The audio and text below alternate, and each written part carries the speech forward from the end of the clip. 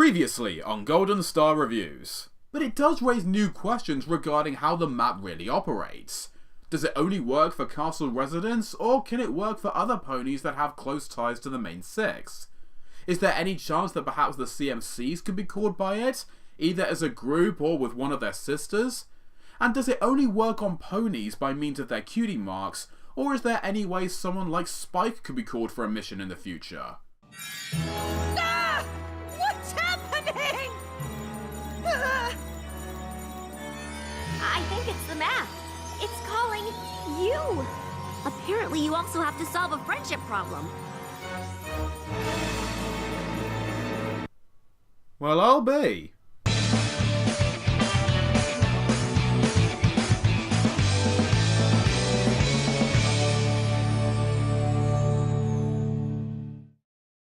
No prologue this time, let's just get straight on with reviewing Triple Threat.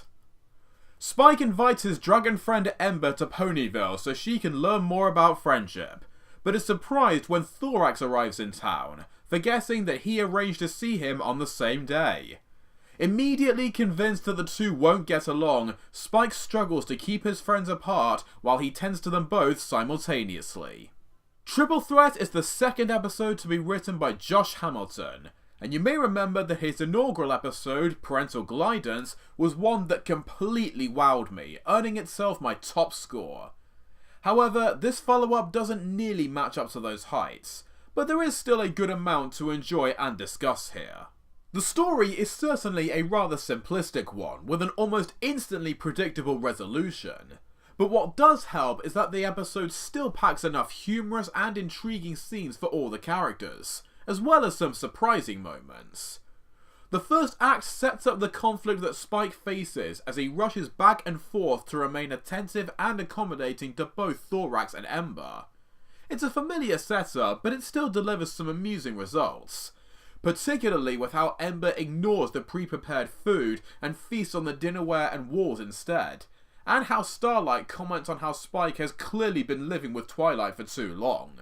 In fact, it is actually pretty interesting to see how the two have practically swapped roles here, as Spike is preparing a welcoming for a friend and being hyper-organised with all the planning, complete with checklist. Later, he starts panicking when thinking about all the ways things can go wrong, while Twilight is there as the more calm and collected means of support.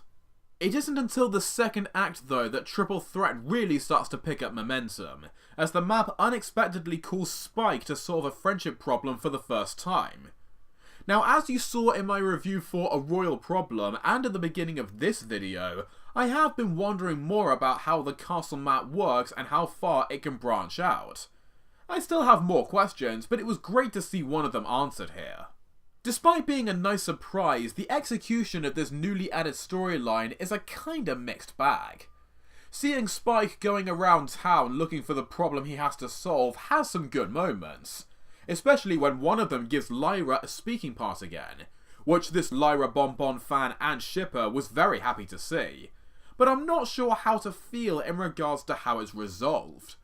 It turns out that the rift between friends that he was fearing and anticipating was caused by him not trusting Thorax and Ember to get along, and solved by him learning to think more about what could go right than wrong. It isn't quite what I expected for Spike's first map episode, and I did have to wonder if the map was really required for him to learn this lesson, but it still works decently enough. Really though, the episode belongs to its guest characters, especially Ember. With the exception of a scene where she takes a muffin from Derpy and smears it on a wall, two things that you should never do, her comeback is generally an excellent one. As she tries to learn more about friendship from who else but Spike and his pony friends, she's well-meaning but entirely misunderstood over how it works or how she's able to express an emotional response. There's also some great laughs to be found with a running joke where she struggles to tell Twilight and Starlight apart. You guys are in town too? What are you talking about? You've been with me this whole time. No, I'm Starlight. Right. I'm sorry, but you can't blame me. You both look and act so much alike. What? I'm just saying, you're both purple ponies with purple hair. You both have cutie marks with sparkly things. Mine's more of a glimmer? How is that different? The dynamic that she forms with Thorax is quite well handled too, as both face similar dilemmas. Thorax speaks of troubles in establishing his authority as leader of the Hive, while Ember worries that her determination to be a strong leader makes others too fearful of her. It only happens briefly towards the end, but a conversation that they have helps them form a pretty strong bond that allows them to help each other out in the end.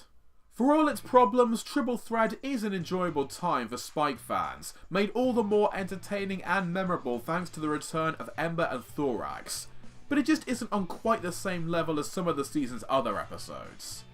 I still liked it enough to give it a Silver Star score of 7 out of 10.